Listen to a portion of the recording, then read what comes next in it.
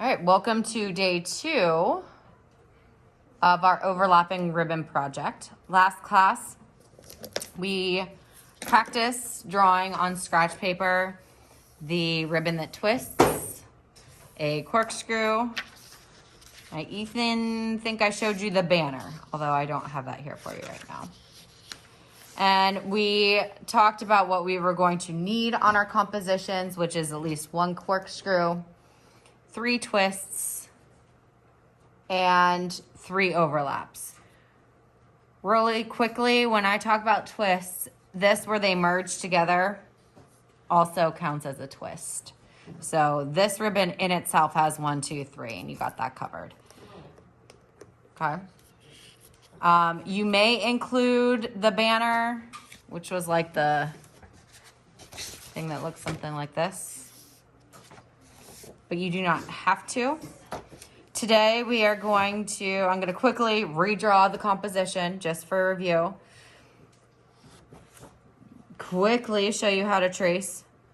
We're going to start coloring our background, and then we're going to talk about our values. I'm going to give you the option of how you include or how you do your values in your composition, whether it be one directional hatching, scumbling, or stippling.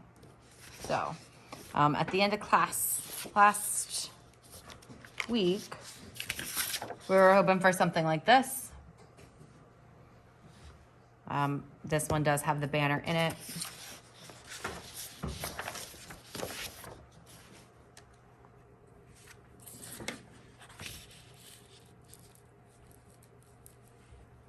All right, so very quickly, let's redraw this for fun, right? I'm gonna start with just our organic line. I'm gonna have it run on and off the paper. And I'm going to have it about the thickness of my finger with a little space on each side, even your thumb. So about 1 inch thick. You can merge where they come together and then back out, which actually counts as a twist. You can cross over and make a tight twist. I'm mimicking this line here. They should be fairly parallel, which means equal distance apart. Part of it can run off the paper if you so choose. I'm gonna have that twist around here. Woo, that got a little away from me. Merge and down. So I already have 1, 2, 3, 4. Cool, I have that covered. I'm going to come in and do a loop-de-loop and back off. So it looks like this ribbon might be doing something like this off screen. I'm sorry, off paper. So I'm gonna have this come up. Remember, with the corkscrew, you're going to merge close to the top, erase,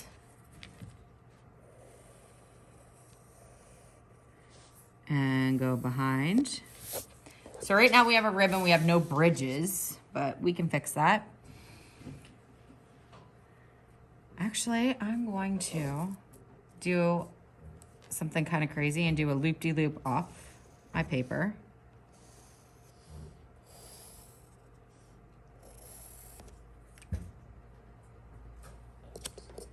I would not recommend doing more than 2 corkscrews. Do you want me to review the banner? So the banner is like kind of curved rectangles that come off one side. So if it comes over on the right, it would flow this way and then come back down on the right. Oops.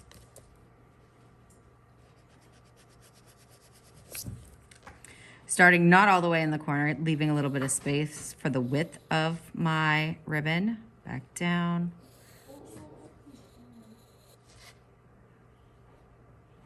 Right, back down.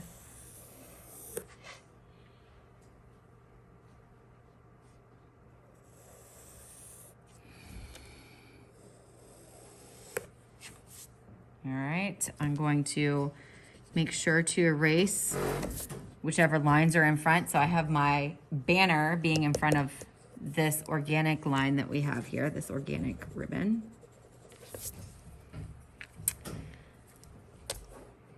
When I refer to bridges, it's which one's on top, which one's on bottom.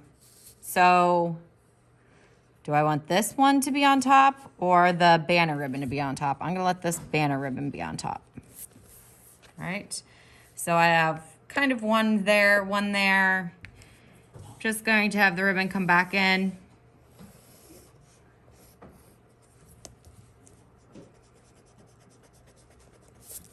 And call it a day so that we know it's a ribbon. So 1, 2, 3, done.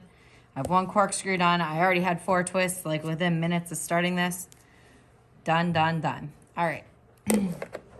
Please make sure that your name and class code is on the back of this because you would have to start over if it is not. Next step is going to be to trace it. Before you go tracing, I want you to make sure that you like your layout because if you do not and you trace it, make it permanent, guess what? You're stuck with it. Either you need to make it work or you get to redraw it.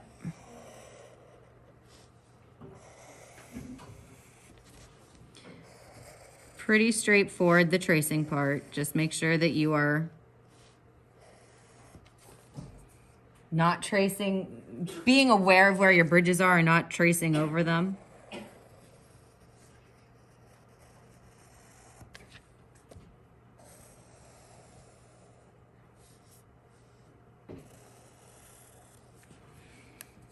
All right, try to avoid doing things like that. You see how I overshot a little bit? Is it a huge deal? No. However, would I prefer it not look like that? Absolutely.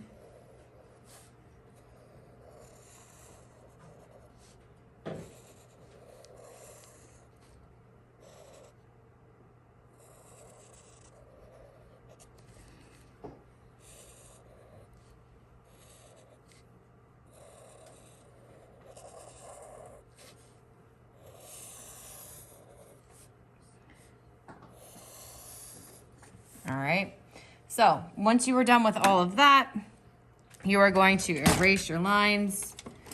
Don't use the eraser on the back of your pencils and saw them down. Get a hand eraser, which are up on the front table. And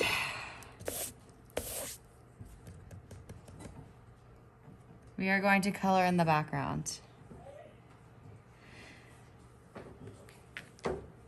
Carefully.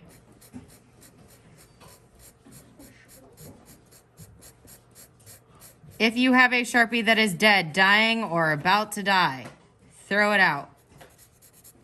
I don't want you just to go back and stick it back in there.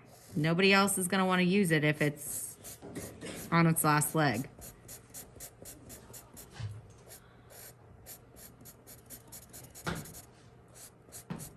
So you're going to do this to your background, filling it in.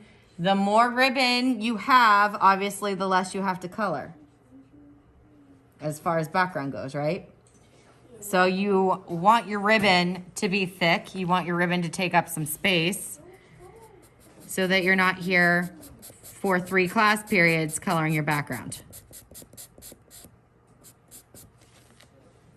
Okay, questions on this part?